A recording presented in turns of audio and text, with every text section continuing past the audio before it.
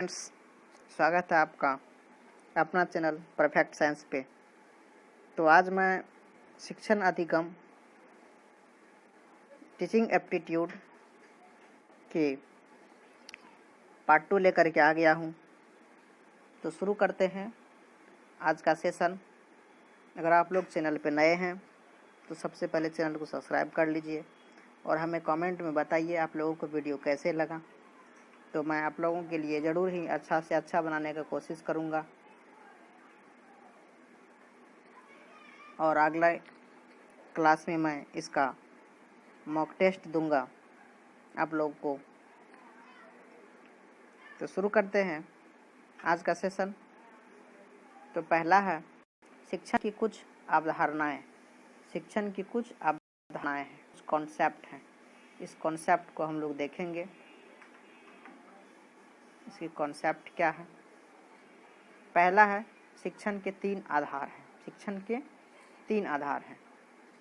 ये 3 आधार क्या है जो हम लोग पहला आधार देखते हैं। पहला आधार है क्यों, कैसे और क्या। क्यों का उत्तर सबसे महत्वपूर्ण है। क्यों का उत्तर सबसे महत्वपूर्ण है। यह दर्शन शास्त्र पर यानी कि दर्शन शास्त्र पर दिया जाता है। क्यों का जवाब हम लोग कहाँ से? दर्शन शास्त्र के द्वारा दिया जाता है। दर्शन शास्त्र से हम लोगों को क्यों का जवाब मिलता है। कैसे का उत्तर मनोविज्ञान के द्वारा, मनोविज्ञान यानी कि साइकोलॉजी के द्वारा हम लोग कैसे का उत्तर जानते हैं। क्या का उत्तर समाजशास्त्र के द्वारा जानते हैं। क्या का उत्तर समाजशास्त्र के द्वारा जानते हैं। इसलिए हम इसे संक्षिप्त में कह सकते हैं शिक्षा का मूल आधार दर्शन शास्त्र है, मनोविज्ञान है और समाजशास्त्र है। ठीक है, समझ रहे हैं आप लोग।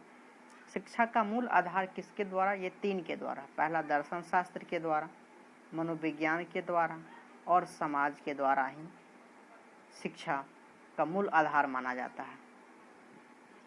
दूसरा पॉइंट है आदर्शवाद। आदर्शवाद क्या है इसको हम लोग देखते हैं। आदर्शवाद एक अत्यंत प्राचीनतम सिद्धांत है। आदर्शवाद एक अत्यंत प्राचीनतम सिद्धांत है जिसकी प्रभाव किसी न किसी रूप में जीवन के प्रत्येक पक्ष पर पड़ता है। ये प्राचीनतम है। जैसे पहले के लोग महात्मा गांधी को अपना आदर्श मानते थे, सुखदेव गुरु को, राजगुरु को, भगत सिंह को, आज़ाद को, चंद्रशेखर आज़ाद को।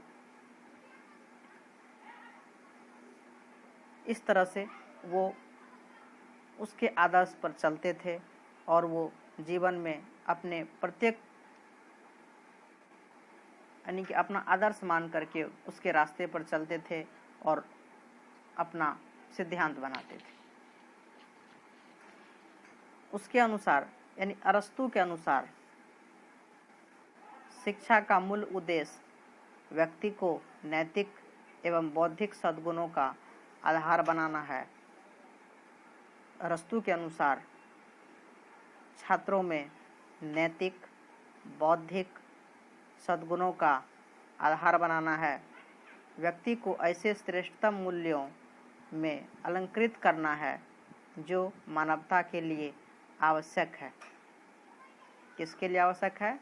मानवता के लिए आवश्यक है। ऐसे श्रेष्ठ गुणों, श्रेष्ठ मूल्यों का से अलंकृत करना है जिससे मानवता के लिए आवश्यक है। आदर्शवाद नैतिक मूल्य, आध्यात्मिकता, आत्म अनुभूति, आत्म अनुशासन, व्यक्तित्व के उन्नयन पर बल देता है। व्यक्तित्व के उन्नयन पर बल देता है यानी कि पर्सनैलिटी डेवलपमेंट, जिसको हम लोग पीडी कहेंगे यानी कि पर्सनैलिटी डेवलपमेंट।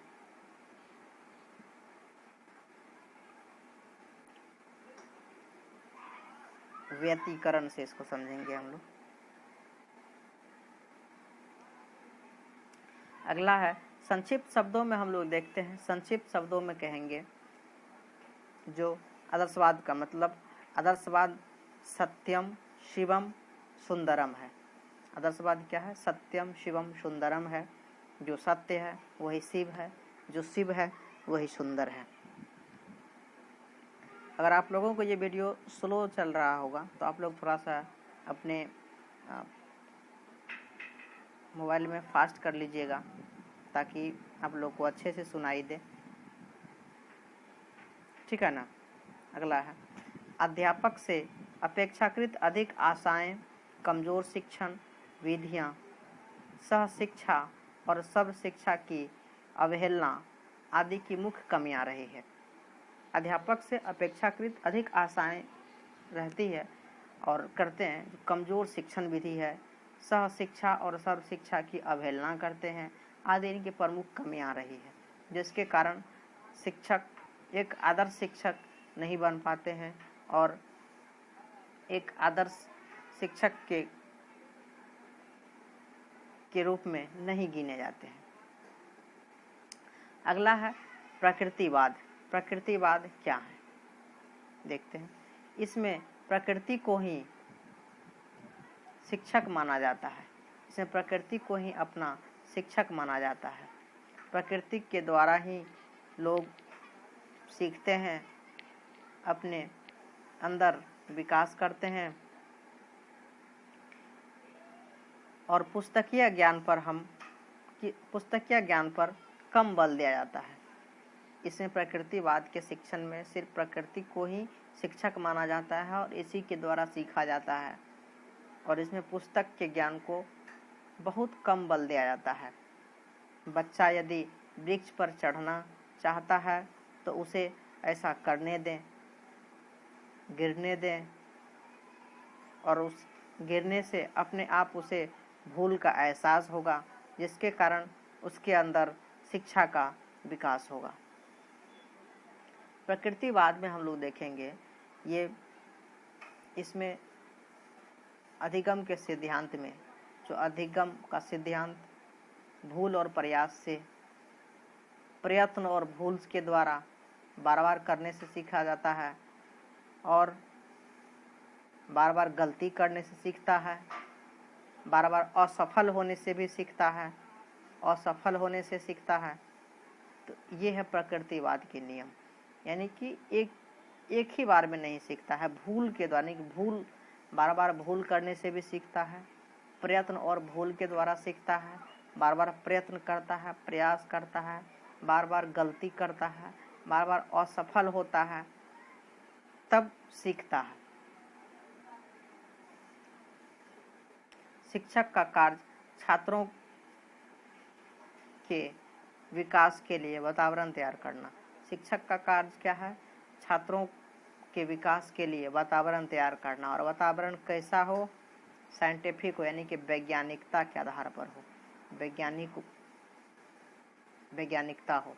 कल ही मैंने वीडियो में चर्चा किया था, जो छात्रों के लिए वातावरण कैसा हो? वैज्ञानिक आधार हो, जिसके कारण बच्चे अच्छे से समझ सके और अपने कॉन्सेप्ट को बना सके। इसमें निश्चेष्टात्मक शिक्षा की सभी सम्मिलित किया गया है, जिसके अनुसार शिक्षार्थी को असत्य मार्ग से बचना है। क्रिया के द्वारा यानी कि करके सीखना, अनुभव के द्वारा सीखना, इंद्रियों के द्वारा सीखना, ये निरीक्षण के द्वारा सीखना, क्रीड़ा के द्वारा, खेल के द्वारा सीखना, शारीरिक क्रिया के द्वारा सीखना, खेल में सीखता है, इंद्रियों के द्वारा सीखता है। किसी को इसको अनुभव का सिद्धांत कहेंगे, इंद्रियों के द्वारा सीखना। जैसे गर्म चीज को कोई छू लेते हैं तो क्या गर्म लगता है, यानी कि पक जाते हैं तो क्या होगा? ये अनुभव यानी इंद्रियों के द्वारा सीखते हैं। ये हम लोगों को एहसास होता है कि नहीं गर्म होता, फिर दूसरा बार उसको छूते हैं, नहीं छूते हैं, तो ये इंद्रियों के द्वारा हो गया शिक्षण। इम्पोर्टेंट बात है यहाँ पे डाल्टन ने प्रस्तावित किया, शिक्षण विधि मुख्य रूप से प्रकृतिवाद के अंतर्गत आती है। शिक्षण विधि मुख्य रूप से किसके अंतर्गत आते हैं? प्रकृतिवाद। डाल्टन के अनुसार शिक्षण यानी कि शिक्षण किस विधि के अंतर्गत है? तो प्रकृतिवाद के अंतर है। प्रकृतिवाद शिक्षण के अंतर्गत है, आदर्शवाद के नहीं ना, नहीं। तो डाल्टन कैसा थे? प्रकृतिवाद शिक्षण थे। प्रकृतिवाद वैज्ञानिक थे, मनोवैज्ञानिक थे डाल्टन। ठीक है, नेक्स्ट चर्चा करते हैं प्रयोजनवाद क्या है। जॉन डेवी के अनुसार देखते हैं, जॉन डेवी के अनुसार प्रयोजनवाद मुख्य रूप से प्रतिपादक माना जाता है। जॉन डेवी का प्रयोजनवाद का मुख्य प्रतिपादक माना जाता है। प्रयोजनवाद के जनक जॉन डेवी है। प्रयोजनवाद के जनक कौन है? जॉन डेवी है। इसके अंतर्गत क्रियाशीलता तथा व्यावहारिकता को महत्वपूर्ण स्थान दिया जाता है। क्रियाशीलता यानी कि एक्टिविटी को जोर दिया जाता है, व्यावहारिकता पे जोर दिया जाता है।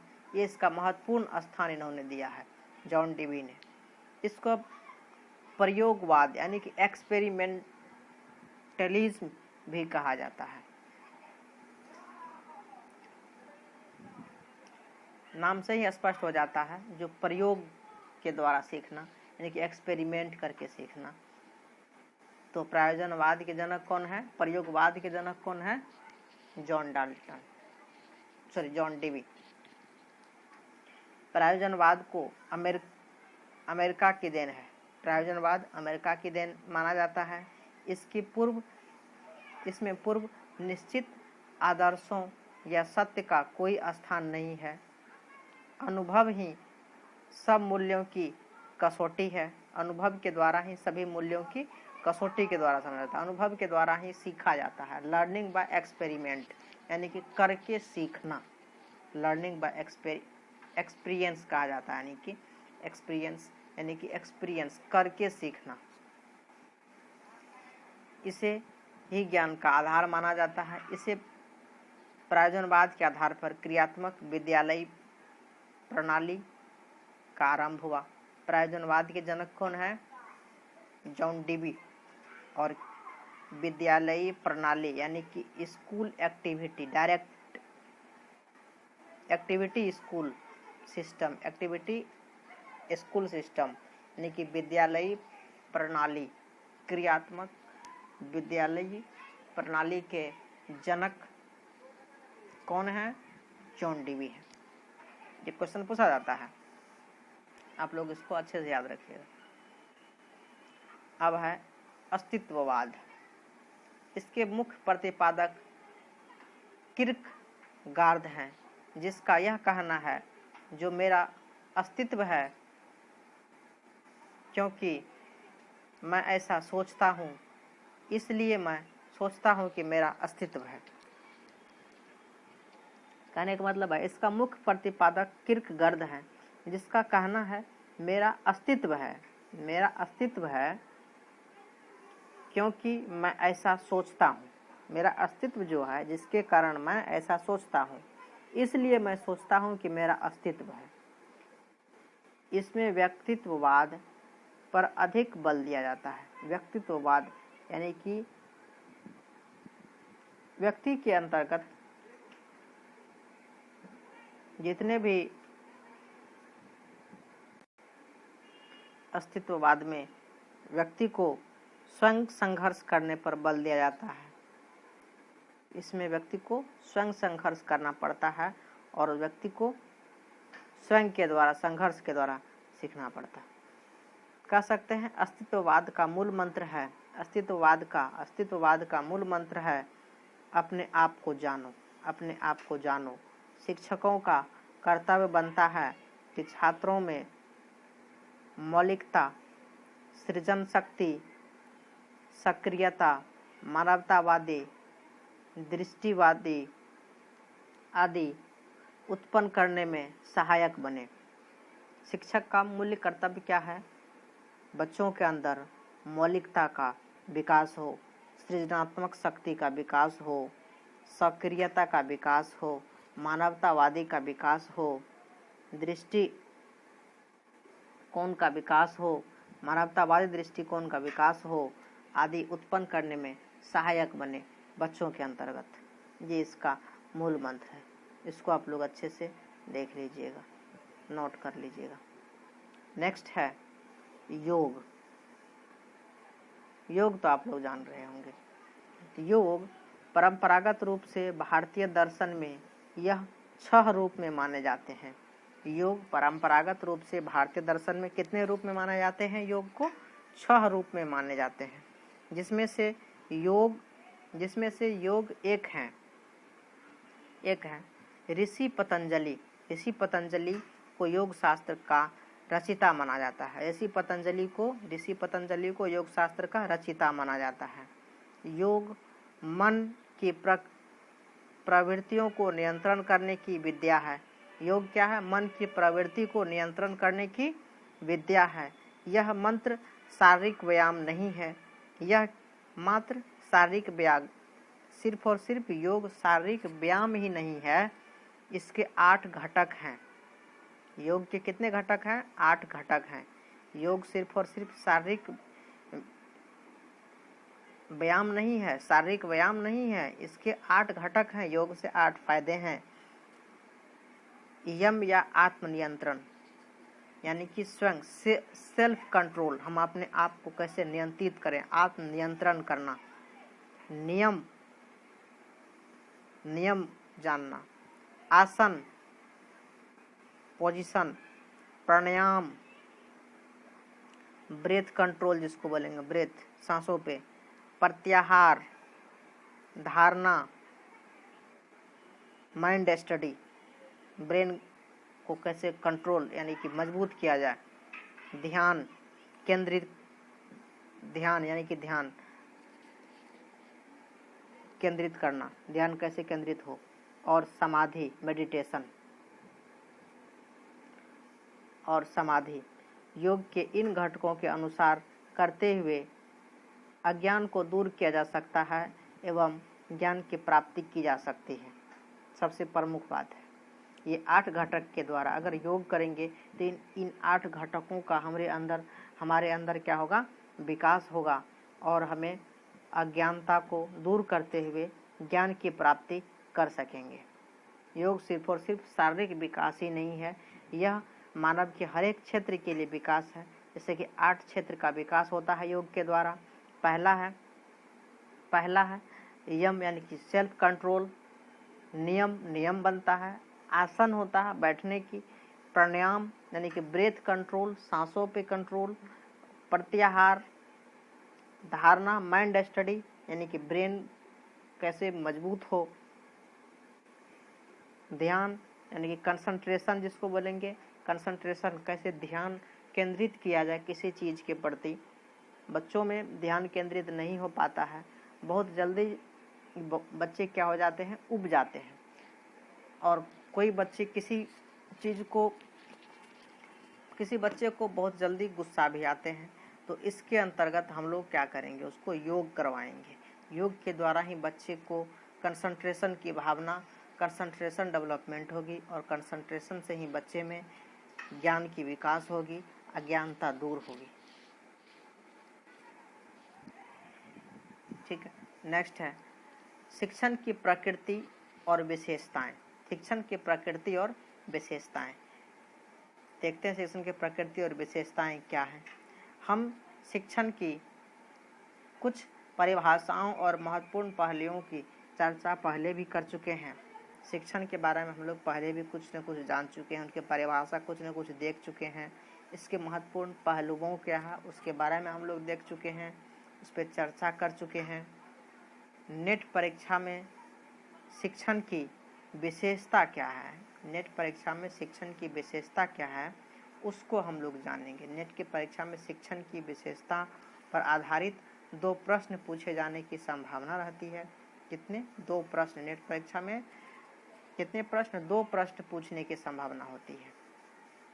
ठीक है, तो इसमें हम लोग इसके बारे में देखेंगे जो कौन कौन से क्वेश्चन किस टाइप से आएंगे। नेक्स्ट है कदा शिक्षण मूलतः एक बौद्धिक गतिविधि है। शिक्षण क्या है? मूलतः एक बौद्धिक गतिविधि है। शिक्षण के दो मूलभूत प्रतिरूप हैं, प्रशिक्षक केंद्रित एवं शिक्षार्थी केंद्रित। प्रशिक्षक केंद्रित एवं शिक्षार्थी केंद्रित। तीसरा है शिक्षण के विभिन्न स्तर। शिक्षण के विभिन्न स्तर 4 नंबर में शिक्षण पाठचर्या एवं पाठ्यक्रम के अनुसार होता है। शिक्षण कैसा होता है? पाठचर्या एवं पाठ्यक्रम के अनुसार होता है, यानी कि एक क्रम में होता है।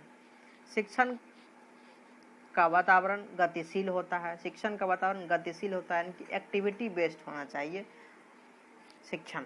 ऐसा नहीं जो बोरिंग क्लास हो, ऐसा नहीं। शिक्षण एक्टिविटी बेस्ड होना चाहिए, बोरिंग नहीं होना चाहिए। एक्टिविटी होगा तो बच्चे में ध्यान लगा हुआ रहेगा, मन लगा हुआ रहेगा, केंद्रित रहेगा। नहीं तो अगर एक्टिविटी नहीं होगा तो बच्चा सो जाएगा, मन नहीं लगेगा, बोरिंग होगा। 6 नंबर का शिक्षण अधिगम, अनुदेश जिसको इंस्ट्रक्शन बोलेंगे, प्रशिक्षण इत्यादि का परस्पर घनिष्ठ संबंध है। शिक्षण, अधिगम, अनुदेश, इंस्ट्रक्शन, प्रशिक्षण यानी कि ट्रेनिंग इत्यादि का परस्पर घनिष्ठ संबंध है। शिक्षण का लर्निंग यानी कि अधिगम कैसे करते हैं, कैसे होता है, उनके कारक क्या हैं, इसके बारे में। उसके इंस्ट्रक्शन को देखेंगे। प्रशिक्षण प्रमुख कारण है।